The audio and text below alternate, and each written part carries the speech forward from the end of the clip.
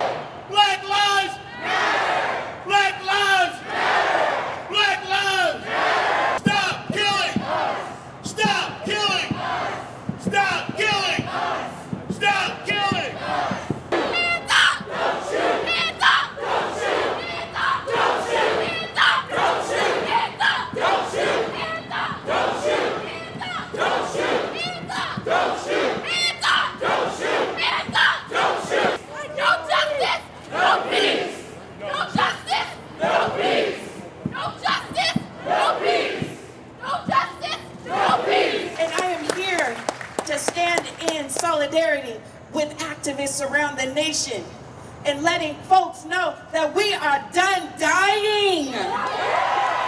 NAACP, we're done dying. Our prayers, our hearts go out to the families of not just George Floyd. We are crying out for all of the Black lives who have died from police violence. We're done dying. We're done dying. When we say Black Lives Matter, the reason why we don't say all lives matter is not because one is better than the other. We are addressing the folks who are being attacked. When we go to a house and the house is burning, we don't go and water all of the houses because all houses matter. We make certain that we bring water relief to the house that is burning. So, whose lives matter? NAACP, we want to make certain that we don't just grieve the loss that is happening in Minneapolis. We've got to make certain that on our own soil, as we stand right here, that we are making sure that we grieve the lives of the lost that are lost right here in Seattle and throughout all of King County and Washington State. Grieve the lives of Shay Taylor. Grieve the lives of Charlene Lyles. Grieve the lives of, say their name. Right now, say their name. George Floyd. Wilker. Floyd. Yes. We bring their names, we lift them up. You see, I woke up this morning and I was angry. You're looking at an angry Black woman. But I know that I don't stand alone in turning my anger into action. Malcolm X, the minister, he said, don't feel sorry for people. All they do is just complain about their condition. But when they're angry, they bring about a change. Who is ready for a change today?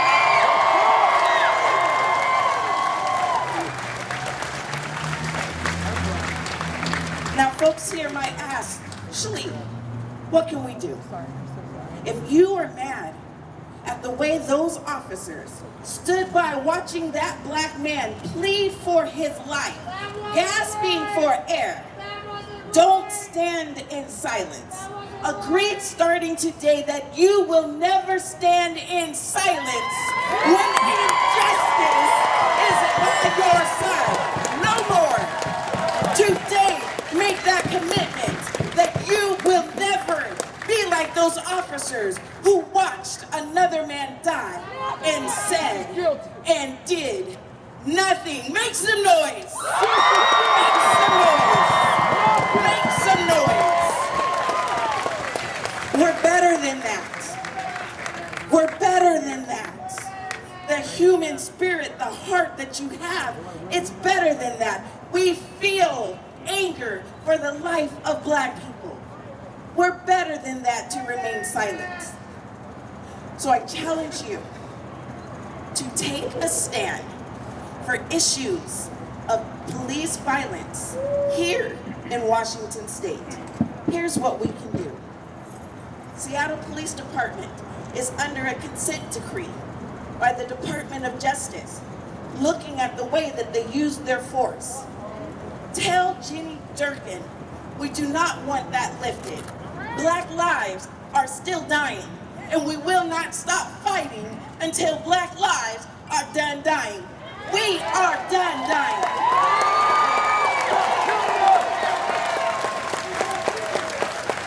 NAACP wants you to take action now. Right now, when we actually have officers that we're trying to hold accountable, they have to go through a process called the inquest system.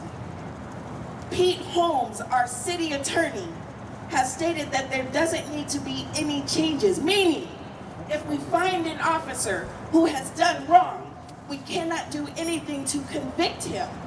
Tell Pete Holmes we need changes to the inquest system. Make some noise.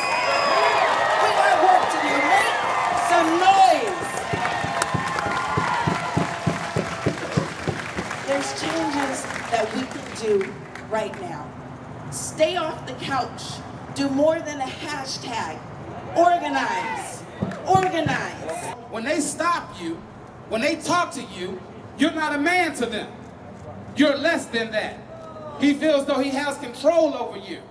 But I promise you, if you cut me and you cut him, we both bleed red. Why do you see me as a threat when I only want to see you as a brother? Because I see past your skin and I see you as a man who has committed respect until you no longer earn that respect. Your motto is that you want to serve with integrity and honor.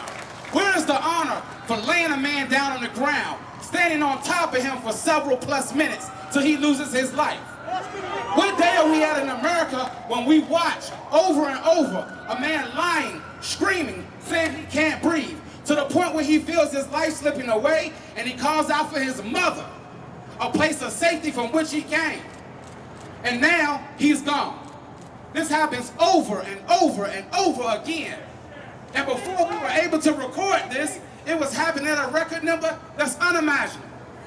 So all of those names that we don't know, all of those names that won't be mentioned, time and time and time again. We have to do better. We have to do better. We are going to do better. Right now, what you're doing is you're organizing. Like the sister said, organization is the way. If we can all come together this way, every single time, we pose more of a threat to them than ever. We control, in words of one said, by the ballot box or the bullet. If you're not out there, in line, voting, picking the people who are going to affect the change, then you're contributing to the problem as well. Why do we keep giving these people term after term, chance after chance, and we want to scream to them, why won't you do something? When they didn't do something the first time, you gotta go. We're gonna get somebody in there who is gonna do something.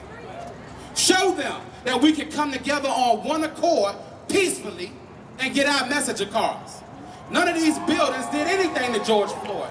It was the police who were improperly trained and did not have the compassion for another human being's life who did something to George Floyd.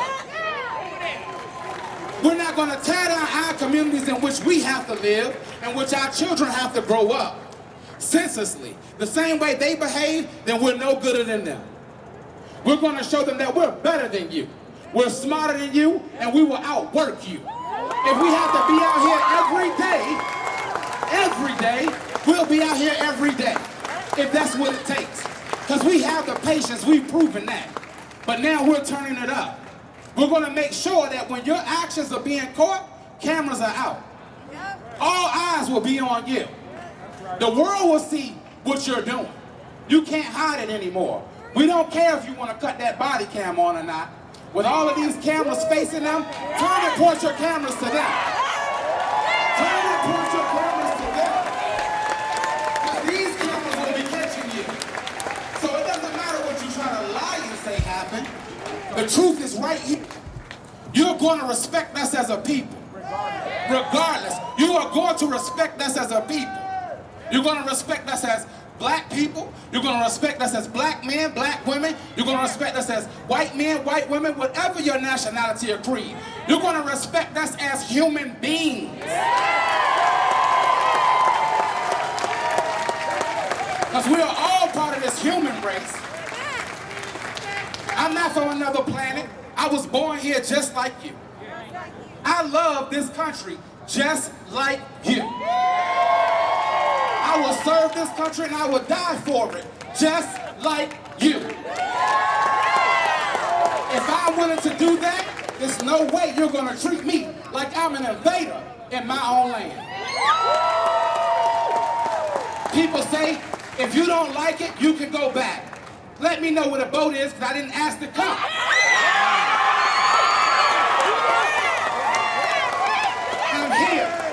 I'm here. My ancestors are here. And they dealt the hand that they were dealt and they worked through it. They struggled through it. They endured. They suffered. They protested peacefully.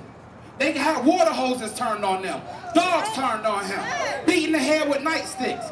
One of our greatest leaders of all time, Dr. Martin Luther King, assassinated for his message.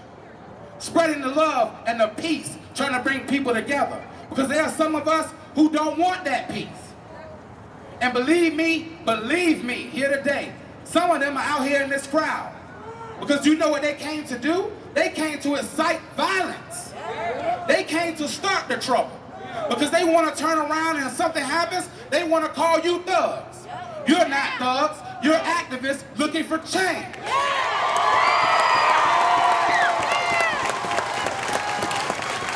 I don't see no bottles in anyone's hand. Put those hands up. I don't see any firecrackers in anyone's hands. I see people of color, all colors, join together, showing you that we are on the same page and we won't take it anymore. I would rather live on my feet as a man than die on my knees. I'm a father of 4 black men. I should not fear if they are stopped by the police. Will one of them be coming home? There's an endless list of those people who have died at the hands of law enforcement, who have been tortured and killed. And you shouldn't have to be afraid. You shouldn't, as a black person or person of color, have to be afraid that an interaction, all right, we're switching mics, an interaction with law enforcement should lead to the end of your life. But that is the situation that we're living with right now. And we need to understand it is a part of a greater, broader system in this country that is built on racism.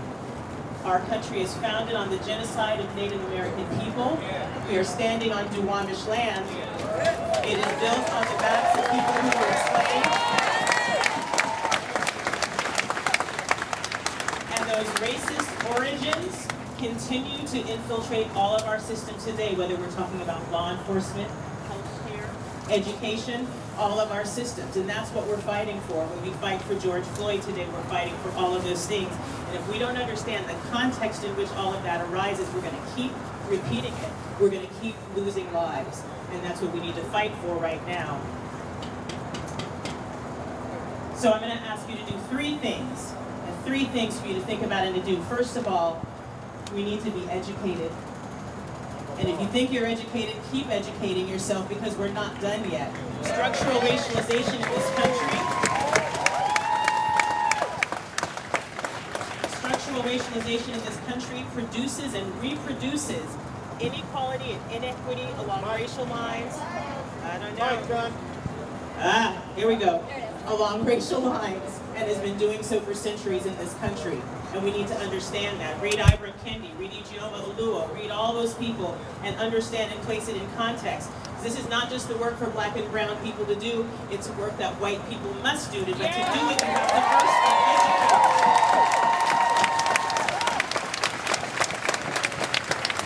So that's number one, educate yourself. Number two, listen to the voices of the people who have been impacted by these centuries and generations of violence. Listen to Black, Indigenous, and people of color who have dealt with the suffering. We learned about racism when we were children. You learned about racism later.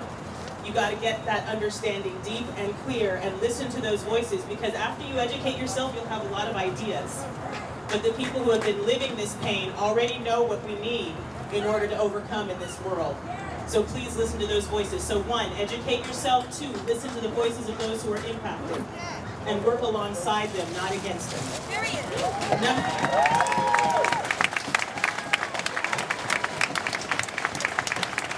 Number three, right now in Minnesota, dealing with this issue for George Floyd, we need independent investigation and independent prosecution.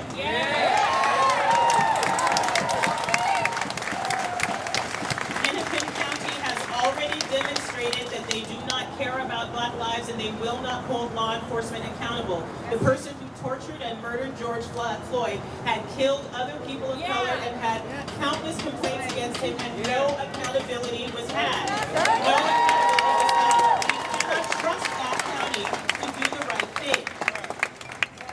So the ACLU, the American Civil Liberties, I'm your Washington State Affiliate Executive Director, but our national office, they are asking you can go to aclu.org and get information on how you can help to hold Minnesota officials accountable to have independent investigation, independent prosecution. This won't bring George Floyd's life back. It won't bring justice. It won't bring peace or wholeness to his family.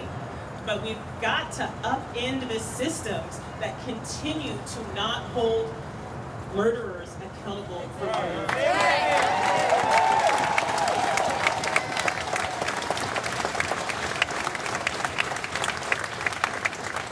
Our other speakers today have talked about what's happening here in Seattle and Washington State. We need to be mindful that right now we are still under consent decree, and we need to hold our city accountable because there have been deaths in this city as well. We don't want it to ever happen again, so that means we have to continue to ensure that the oversight is there, that the oversight of regular people like us, civilian oversight, is strengthened, the Community Police Commission is strengthened and empowered, and the independent investigative offices are empowered. So please do that. I'm standing before you as a leader of your civil liberties organization, as a Black woman, as a mother of an adult Black son, and I am weary. I am exhausted, and I can't take this anymore. So we've got to be together. We all have to do our part. Thank you so much for coming today. It's really hard to be here. And I still can't believe we have to be here for this. My heart is so heavy. You got this. You got it, girl. It's the kind of heartache you can feel in your bones. I am so wounded. I am so angry. And I don't have the words to describe my soul right now. We didn't start this fire. Y'all started this. Yeah. You put target on our backs because you're cowards. It's 2020 and we still have to protest this shit.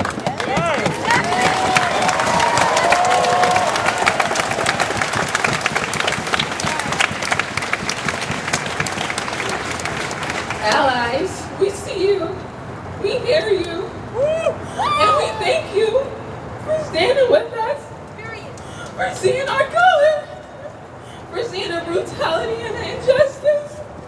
Thank you.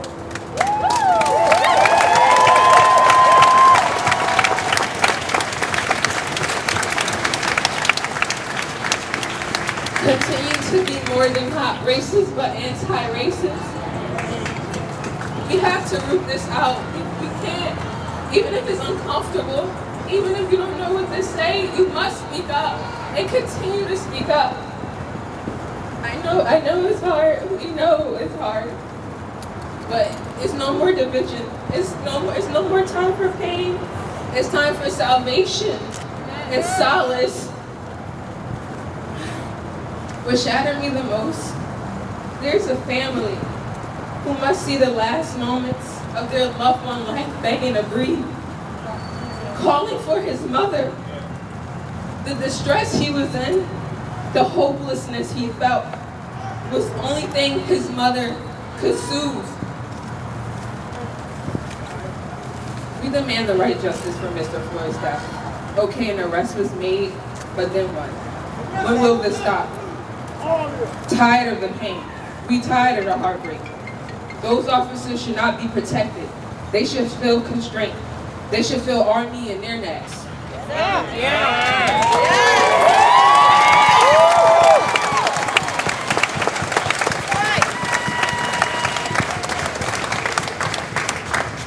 He told you he couldn't breathe, and you continue to apply force. He was handcuffed on the ground, his hands behind his back.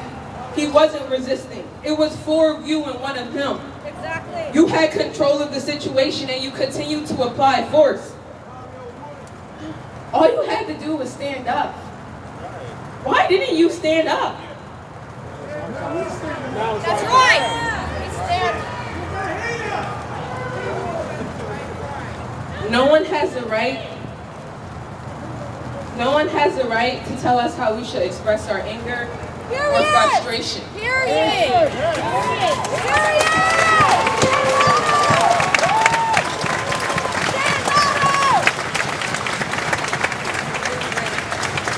The depth of this pain, you will never understand. We are done. All I want to do is break down completely, but I won't and I can't, because I won't be defeated and we won't be defeated.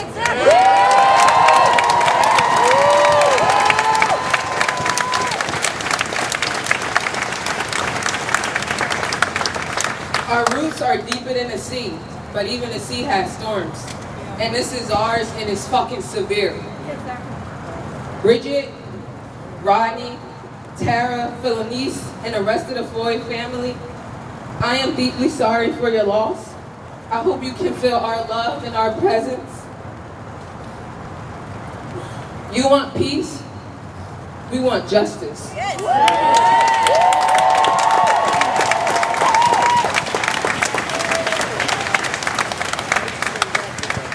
when you know better, you'll do better. Black Lives Matter. Put 'em up.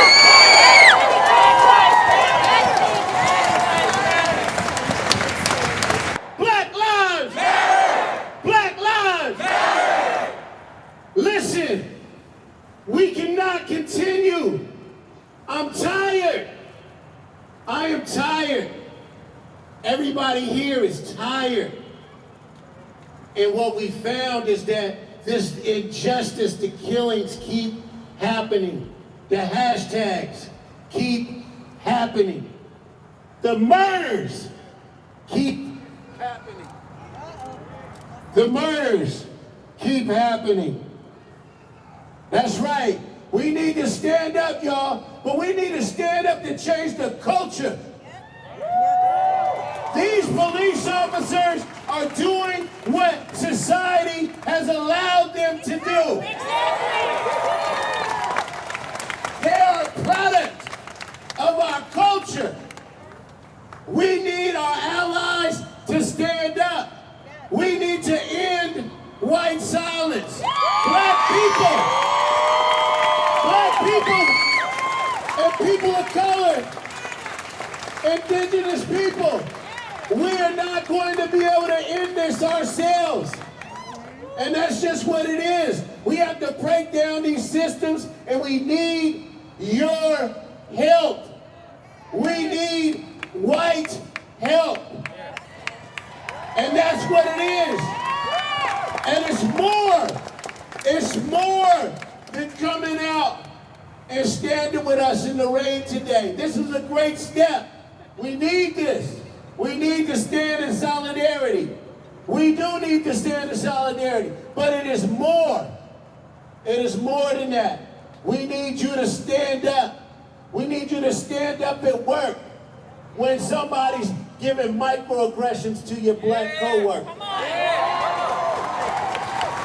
We need to stand up At school, when you see the teacher treat the little black kids different. You need to stand up in school when you see that little black boys and girls are being passed along who can't read. You need to stand up and work when you see they have a panel saying that they want to have diversity and inclusion and there's no people of color on the panel. You need to speak up and work when they hire the one person of color that now speaks for the whole organization. This is where it matters, okay? We have to end white silence. We need true allies every day if we're gonna change the culture. Be clear, the police officers that kill us are a product of society. The officer in Minneapolis didn't do anything that he didn't think he could get away with. I was born and raised down in the South in Louisiana. And one of the people I look up to is one of my big fighters, my she-rolls, Miss Fannie Hamer.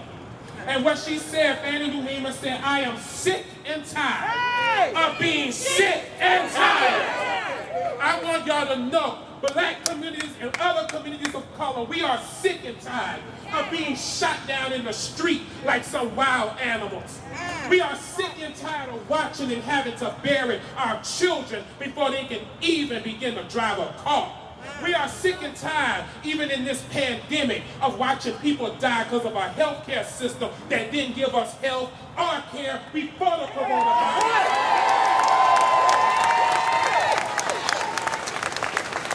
We're sick and tired. Parents, aunties, uncles, we're sick and tired of sending our black and brown babies into schools to be educated, but often they come back traumatized and terrorized. We're sick and tired of watching our people be thrown out of their housing because the rent's too damn high. We're sick and tired of sitting in the middle of the wealthiest city in the nation and you got more people living on the streets.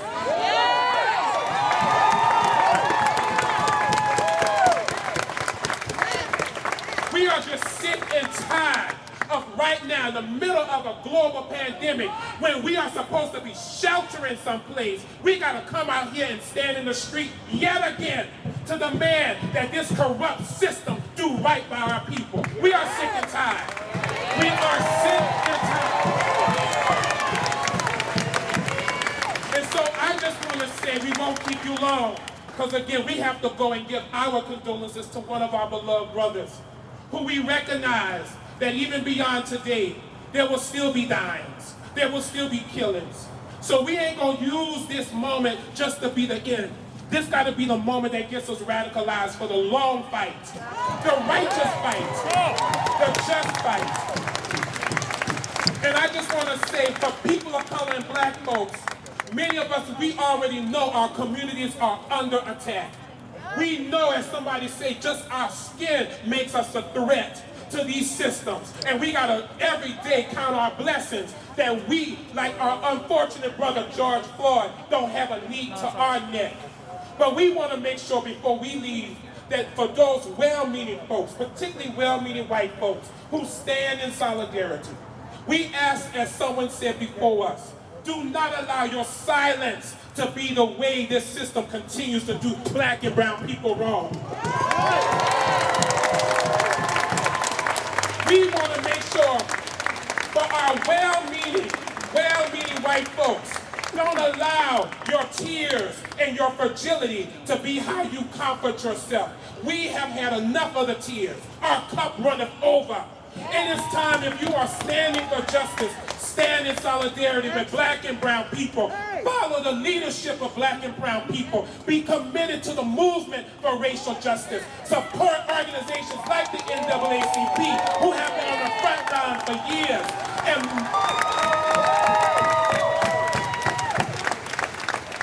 And the other request we have, particularly for well-meaning white folks, do not allow your white babies to grow up to be a Derek Chauvin and a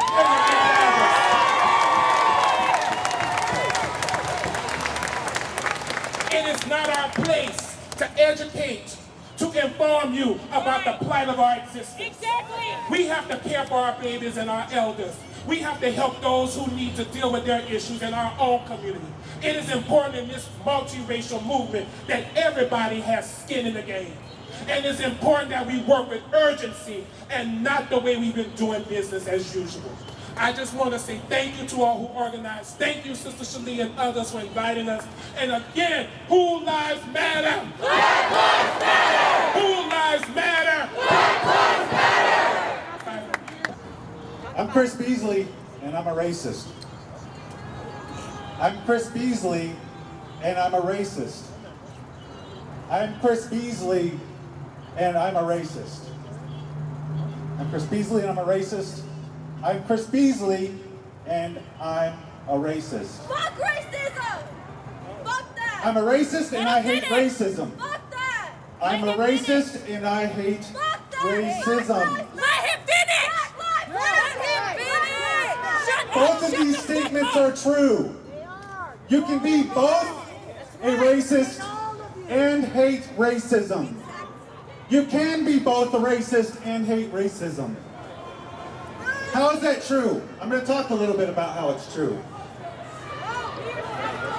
It's because I'm human and I grew up in a white supremacist system that taught me that white people and culture are superior, that taught me to fear people of color. It's because I internalized these cultural messages of white supremacy like any human would do. And you grew up. Stop! Stop! Stop! Stop! If you don't want to let this man finish, then don't participate. When we started this off, we said we're about having peace. We won't let anyone set a firecracker to interrupt what we have going on here. So drown out all that cussing with your clapping, because we're not trying to hear that. We're going to hear him out. If you don't hear his message, you're just as bad as them. There's a point to his message. Thank you. Now, if you're here, then I'm sure that you, like me, white people, were taught to be anti-racist as well. But that can't dispense with a lifetime of cultural learning about your superiority and the threat of black men. It's entrenched. It's emotional. It endures despite our best efforts to think it away. And the more that we hate this part of us, the more that we file it away, ignore it, bury it, pretend that it could never be me. But the reality is, we will always carry this cultural legacy. It doesn't mean that we can't work on this racism by learning about its process and searching for stories that counter that racist narrative, by embedding ourselves in communities of color and witnessing the greatness within and reflecting on their cultural strengths, by immersing ourselves in anti-racist dialogue and cultures. It doesn't mean we can't be less racist. We white people need to start by owning the racism that's within each one of us. Not just so that we can recognize and work on it or limit its harm, but also so that we can set an example for other white people. To show them that they can be both racist and anti-racist. It's an uncomfortable conversation to have with others and to have with ourselves. But it's time for the discomfort, to face our histories, to face our cultures, to face our systems of oppression that lift us up and hold others down, to face the ugliness within us and around us. We need to own and share not only this uncomfortable side of us, but also the anti-racist journey that we're taking. We need to share that with our white sisters and brothers. We need to welcome our white peers into this space with an understanding that it's okay to be racist. It just means that we're humans in a fucked up world. What isn't okay is to sit comfortably in that racism, pretending like it doesn't exist. allowing it to fester, allowing it to cause harm to our sisters and brothers of color, to kill young black men like George Floyd. If we here today, we white people here today, we woke white people here today, can't own this, how can we expect Josh in the Midwest or James in Eastern Washington to own his racism and walk his journey?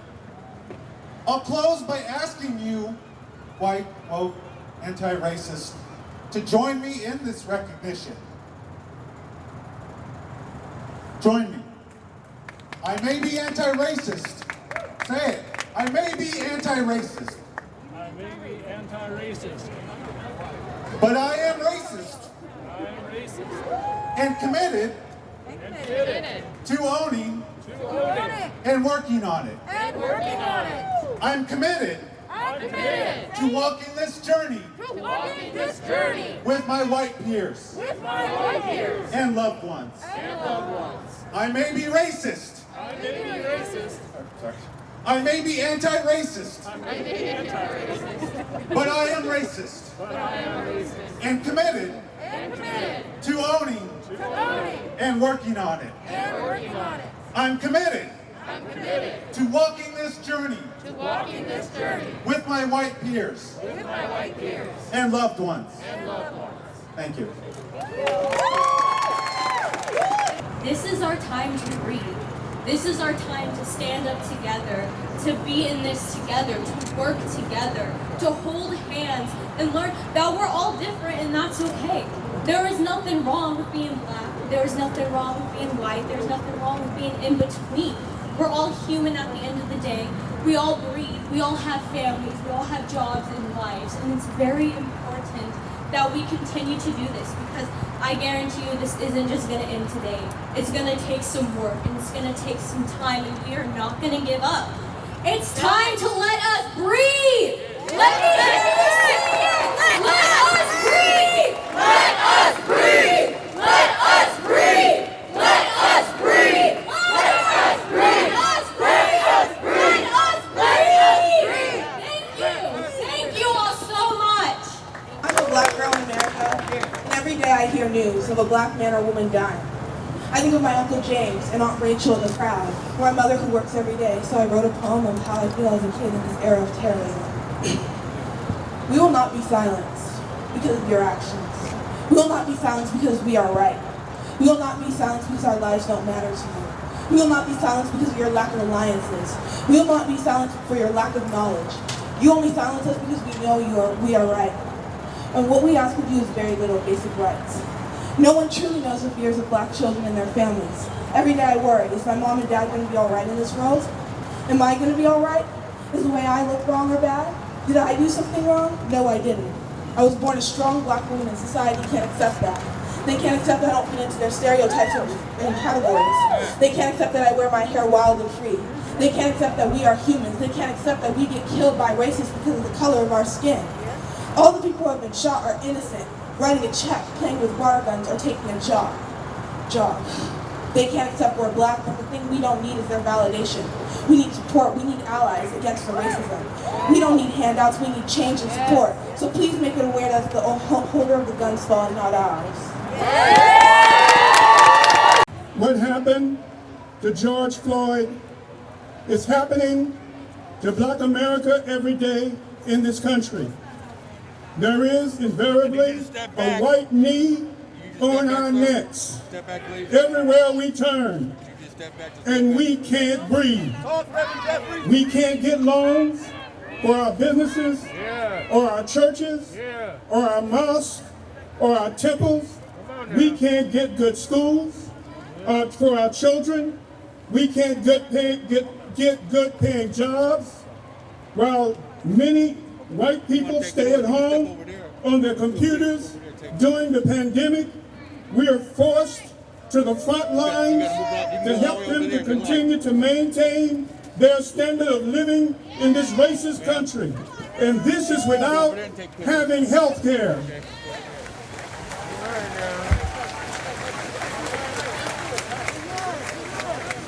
We can't get fair and equitable treatment when it comes to affordable housing, We are displaced from our communities, replaced and erased from the central area, from our community, a community that we love. And to add insult to injury, we are being murdered by the very people who are supposed to protect and serve us. As African Americans, we have spent 400 years in this country trying to prove to white people that they are engaged in the systemic oppression of all God's children.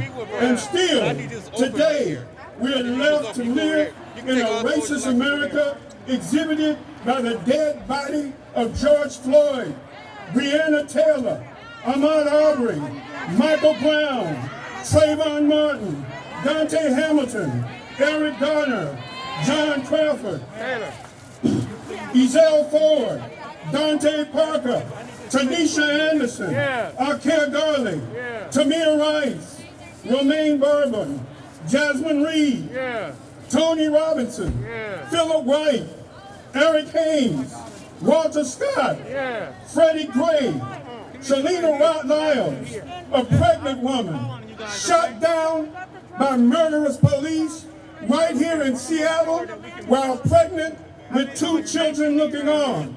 And they are still on the Seattle Police Force. And once again, even after witnessing murder on video, we have to prove to skeptical, comfortable white America that the threat of death is on us every day.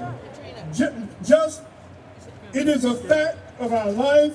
It is the fact of life for all African Americans. Even before Trump allowed this plague to come into America to kill us, we were under already a plague of racism. If we are to be saved, from this never-ending nightmare, we must save ourselves. If we are to be saved from this torrent of racism, we must, black people, we must save ourselves. If we are to be saved from the racist police, we must save ourselves.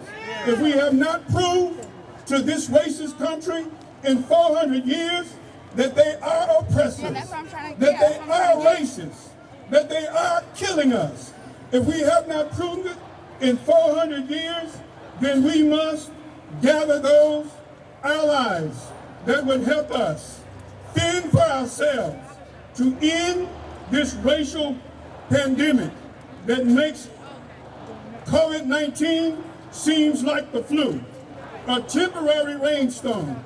The time has come for us as black people to put aside our petty differences, our religious differences, to put aside our community differences, to stop talking about each other and come together. We can be divided no longer. We must sit together. We must plan together. And we must act together so that our tomorrow and tomorrow of our children will not have to suffer any more George Floyds and no more erasing of our communities. So today, I thank you for these ministers who have come together. I thank you for the leaders who have called us together. And I commend to you, and I resolve to you, and I promise you to work together with anybody, no matter what race, no matter what creed, no matter what their religion, no matter where they practice religion, no matter what their church looks like, no matter how they pray, I will work with them.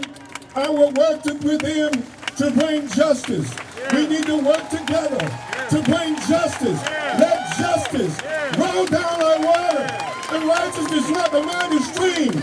No justice, no justice, no justice, no justice, no peace.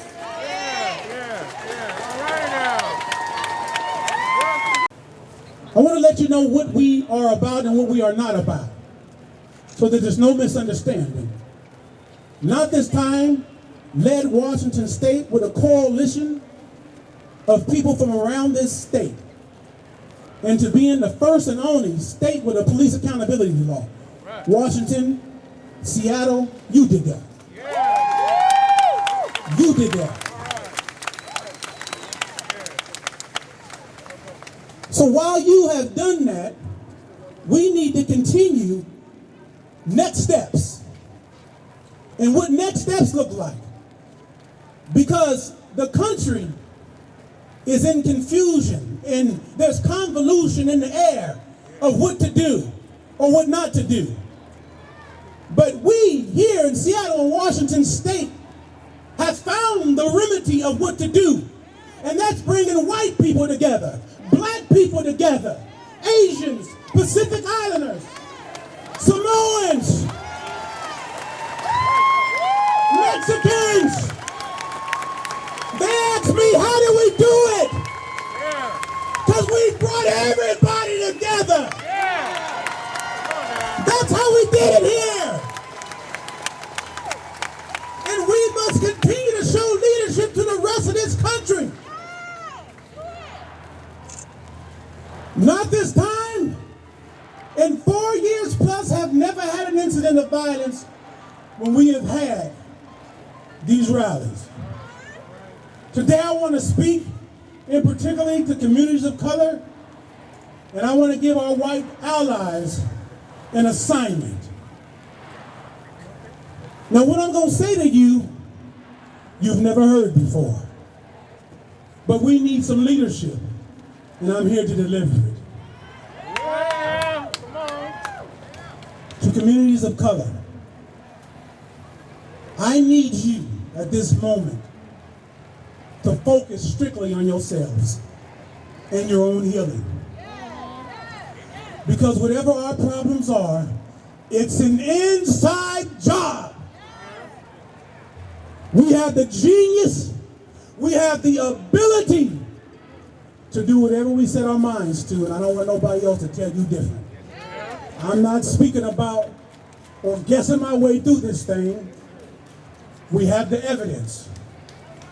And when I go talk to people, I often say, there's a scripture. Let me say this because pastors can appreciate it. If you don't believe me, believe the work. It's always important to lay the work before the people.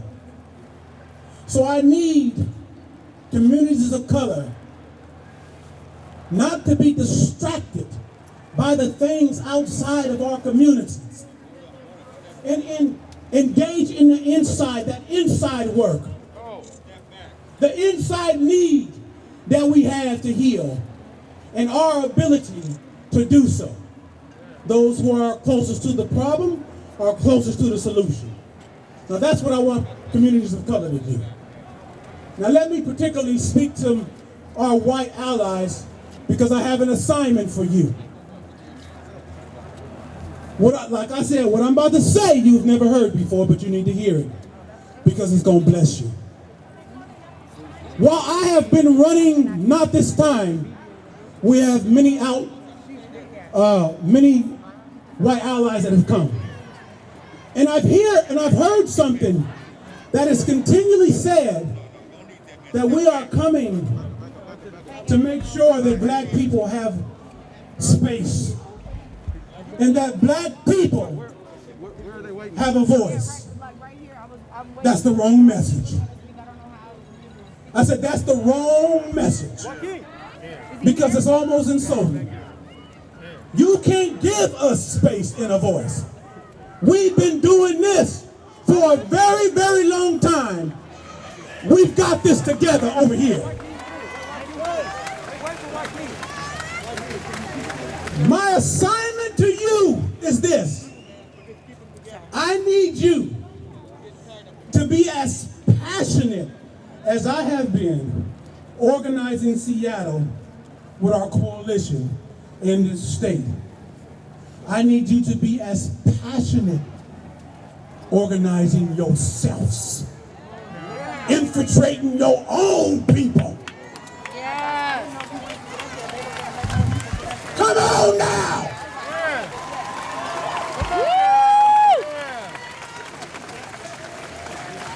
And this is the tricky part. This is the tricky part. Yeah, right here. When you come to black organizations, there's a tendency that you feel that you have to reduce your white privilege. Did you hear what I said? That you have to reduce your genius to accommodate us as a people. That's the wrong message. We need you to operate in your privilege, the power of your position.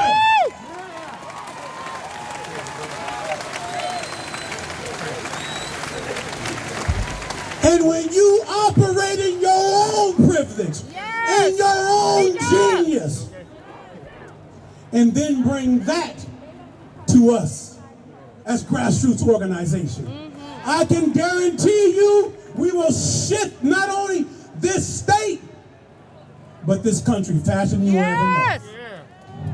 Stop diminishing your privilege to do what we're already doing. That is not how you operate to help change systems. It is your privilege, your genius, and your power that you have been given that you must bring to the table to help us shift things. Do you understand what I'm saying to you? That is your assignment.